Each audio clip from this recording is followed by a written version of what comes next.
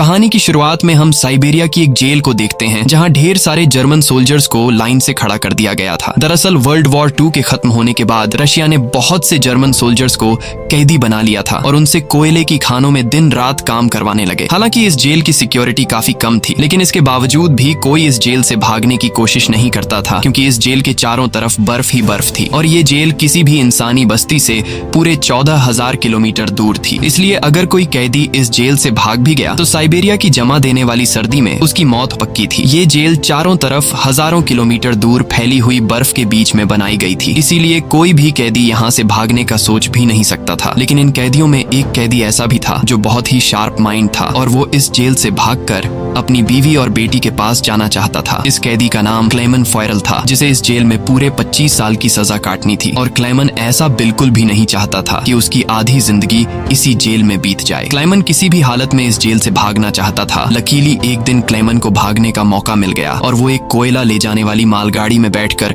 इस जेल से भाग निकला। अब जेल के बाहर जब उसने खुले आसमान में सितारों को देखा तो वो खुशी से झूम उठा, लेकिन ये खुशी कुछ ही देर की मेहमान थी। थोड़ी दूर चलने के बाद उस मालगाड़ी को रोक दिया गया और जब क्लेमन ने बाहर झांक कर देखा तो एक रशियन सोल्जर बंदूक ताने उसके सामने खड़ा था। बदकिस्मती से यहाँ क्लेमन पकड़ा गया और जेल से भागने के जुर्म में उसे एक ओपन एयर सेल में बंद कर दिया गया। सर्दी बहुत ज्यादा थी और रात में होने वाली बारिश ने क्लेमन की हालत खराब कर दी थी। उस सेल में क्लेमन को कुछ घंटों के लिए नहीं बल्कि पूरे 2 दिनों तक रखा गया। अब पूरे 2 दिन बाद अगली सुबह जेल का वार्डन उसके पास आया और उसे सेल से बाहर निकालकर उससे कुछ भी टॉर्चर नहीं किया गया, बस सिर्फ ये बोला कि तुम्हारे साथी बेसब्री से तुम्हारा इंतजार कर रहे हैं। अब जब क्लेमन अपने साथियों से मिला तो वो सब लाठियां और डंडे लेकर उसका इंतजार कर रहे थे। वो सब क्लेमन पर बहुत गुस्सा थे, क्योंकि क्लेमन के भागने की वजह से उन सबको पिछले 2 दिनों से भूखा रखा गया था। और क्लेमन को अब वार्डन की बात समझ में आ गई कि उसने क्यों कहा था कि तुम्हारे साथी तुम्हारा इंतजार कर रहे हैं। अब क्लेमन को देखते ही बाकी कैदियों ने उस पर हमला कर दिया और उसे बहुत बुरी तरह से मारा। इस मारपीट में क्लेमन इतना जख्मी हो गया कि उसे जेल के हॉस्पिटल में एडमिट करना पड़ा। इस जेल का डॉक्टर भी एक जर्मन कैदी था। जैसे ही क्लेमन होश में आया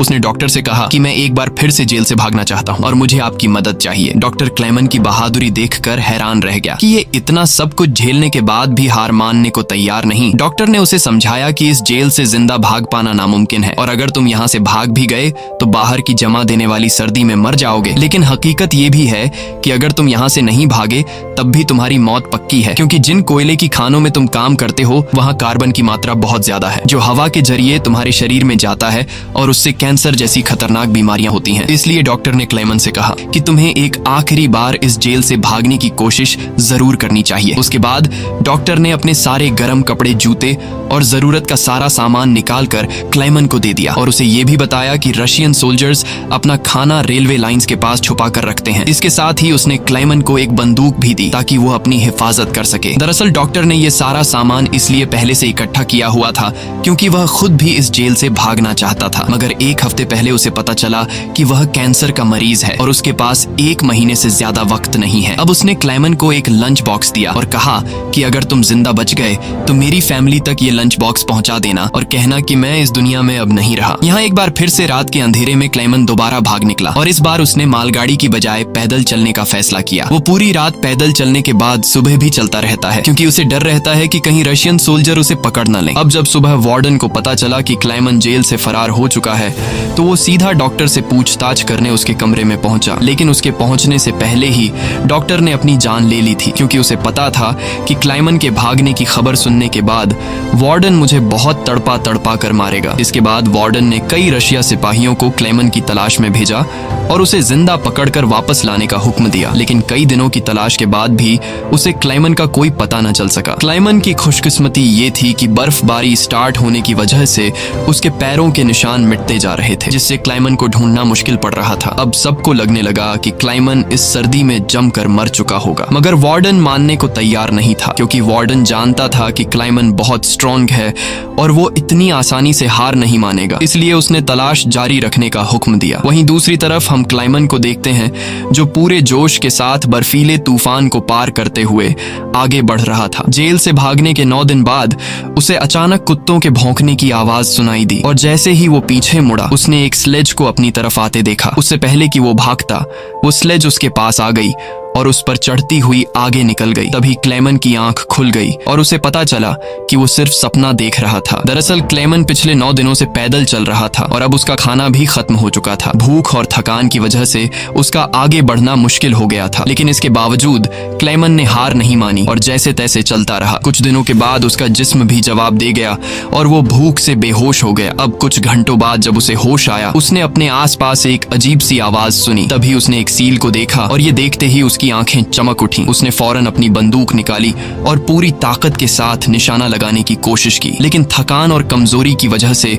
उसका निशाना गलत हो गया और वो सील वहां से भागने लगी। क्लेमन, जिसे कई दिनों बाद जिंदा रहने की एक छोटी सी उम्मीद मिली थी, वो इस उम्मीद को हाथ से नहीं जाने दे सकता था। क्लेमन फौरन उसके पीछे दौड़ा, लेकिन दौड़ते वक्त क्लेमन बर्फ टूटने की वजह से पानी में गिर जाता है, जिससे उसके पैर में चोट आ जाती है। लेकिन जख्मी होने के बावजूद वो सील का पीछा करने लगा। क्लेमन जैसे ही गोली चलाने वाला था, वो सील एक चट्टान के पीछे छिप गई। क्लेमन और आगे बढ़ता है और सील को दोबारा देख लेता है। उससे पहले कि वो पानी में जाती, क्लेमन ने अपनी आखिरी गोली चलाई और खुशकिस्मती से वो गोली उसे लग गई। ये देखकर क्लेमन खुशी से झूम उठा, क्योंकि अब सफर के दौरान उसे खाने की फिक्र नहीं थी। कई दिनों के बाद क्लेमन ने पेट भर कर खाना खाया और थोड़ा आराम करके अपना सफर जारी रखा। अब इतने लंबे सफर में क्लेमन बिल्कुल अकेला था और उसके चारों तरफ बर्फ के अलावा कुछ भी न था। इस माहौल में उसकी दिमागी हालत खराब हो सकती थी, इसलिए वो खुद से बातें करता और पॉजिटिव बातें कहकर खुद को आगे बढ़ने के लिए मोटिवेट करता। इसके साथ ही वो हर वक्त कैंपस के जरिए अपने रास्ते को देखता है, ताकि वो इस बर्फीली वादी में कहीं खो न जाए। इसी तरह दिन गुजरते गए और फिर महीने, लगातार 2 महीने चलने के बाद क्लेमन को इस बर्फीले मैदान में एक छोटा सा पेड़ दिखाई दिया। इस पेड़ को देखकर क्लेमन इतना खुश हुआ कि जैसे उसे कोई खजाना मिल गया हो और वो भागकर उस पेड़ को गले लगा लेता है। दरअसल ये पेड़ इस बात की निशानी थी कि क्लेमन लगातार 2 महीने चलने के बाद अब ये बर्फीला मैदान क्रॉस कर चुका है और आगे जंगल शुरू होने वाला है। थोड़ा ही आगे चलने के बाद ठीक वैसा ही हुआ जैसा उसने सोचा था। अब यहाँ से जंगल शुरू होने वाला था। बर्फ का इलाका खत्म हो रहा था। वो जंगल में बहुत खुश था। वो लकड़ियां इकट्ठा करके आग जलाता है और कई महीनों बाद पहली बार सुकून से सो जाता है। पर अगला दिन उसके लिए सुकून का था या नहीं,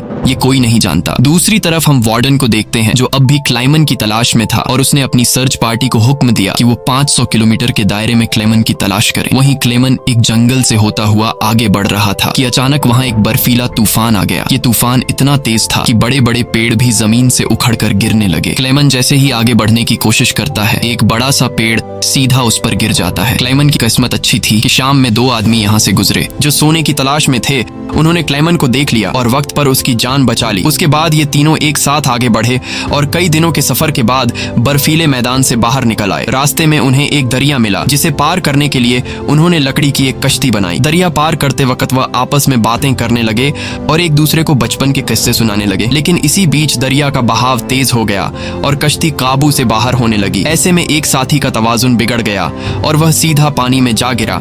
उसे तैरना नहीं आता था, वह डूबने लगा। ये देखकर क्लेमन ने पानी में छलांग लगा दी और किसी तरह उस आदमी को किनारे तक लाकर उसकी जान बचाई। दूसरी तरफ उनका दूसरा साथी उन दोनों को डूबने के लिए छोड़ देता है और अकेला आगे बढ़ गया। उसका दूसरा साथी बहुत ही लालची था। उसे लगा कि वो दोनों मर गए होंगे और लालच के चलते उसने अपने दोस्त का सोना भी खुद के पास रख दिया। थोड़ी देर बाद जब क्लेमन और दूसरा आदमी टेंट तक पहुंचे तो उस आदमी को अपने दोस्त पर बहुत गुस्सा आया और उसने उसे गोली मारकर उसकी जान ली। उसके बाद क्लेमन और वह आदमी ने सामान उठाया और सफर जारी रखा। वे दोनों कई महीनों तक इसी उम्मीद पर चलते रहे कि कोई इंसानी आबादी उन्हें मिल जाए। लेकिन दोबारा सर्दियों का मौसम आ गया और हर तरफ के जंगलात बर्फ की सफेद चादर में छुप गए। उस आदमी ने जो सामान उठाया था वह काफी भारी था, इसलिए उसे बर्फ में चलने में मुश्किल हो रही थी। ये देखकर क्लेमन ने उसका बोझ हल्का करने की कोशिश की और कहा कि कुछ देर के लिए अपना सामान मुझे दे दो। लेकिन यहाँ उस आदमी को शक हुआ कि शायद क्लेमन भी उसका सोना चुराना चाहता है, इसलिए उसने क्लेमन पर हमला करके उसे नीचे धकेल देता है, जिससे क्लेमन बेहोश हो जाता है। थोड़ी देर बाद क्लेमन को होश आया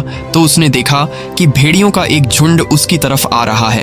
अपनी जान बचाने के लिए वो एक दरख्त पर चढ़ने लगता है, लेकिन पेड़ पर चढ़ते वक्त एक भेड़िया उसका पांव पकड़ लेता है। लेकिन दरख्त कमजोर था और दरख्त दरमियान से टूट गया, जिससे क्लेमन नीचे गिर पड़ा। अब क्लेमन को लगा कि उसकी मौत पक्की है, तभी अचानक गोली चलने की आवाज आई। क्लाइमन ने आंखें खोली तो उसने देखा कि कुछ भेड़िए मर चुके हैं और जो जिंदा थे वह भाग चुके हैं। दरअसल इलाके के शिकारियों ने आकर उसकी जान बचाई। वो उसे अपने गांव ले गए जहां गांव के लोगों ने उसका इलाज किया। बरसों की मेहनत के बाद क्लेमन एक इंसानी आबादी तक पहुंच चुका था। लोगों को देखकर उसे बेहद खुशी हुई। कई दिनों तक वो गांव में रुका और लोगों ने उसकी खूब खातिरदारी की। एक दिन गांव में एक लेटर आया जो किसी और का नहीं बल्कि खुद वार्डन का था। इसमें लिखा था कि एक जर्मन फौजी हमारी जेल से फरार हो चुका है और अगर किसी ने उसे पनाह दी तो वह गद्दार कहलाएगा। अब ना चाहते हुए भी क्लेमन को यह गांव छोड़ना पड़ा, क्योंकि अगर वो यहाँ से नहीं जाता तो वार्डन इस गांव वालों को भी सजा देते। जाने से पहले गांव के लोगों ने उसे खाने पीने का सामान और एक शिकारी कुत्ता दे देते हैं। इस लंबे सफर में अब क्लेमन का एक साथी भी बन गया है, इसलिए अब उसे अकेलापन महसूस नहीं हो रहा था। वे दोनों कई दिनों तक चलते रहे। रास्ते में उन्हें एक लकड़ी की फैक्ट्री नजर आई और कुत्ता खाने की तलाश में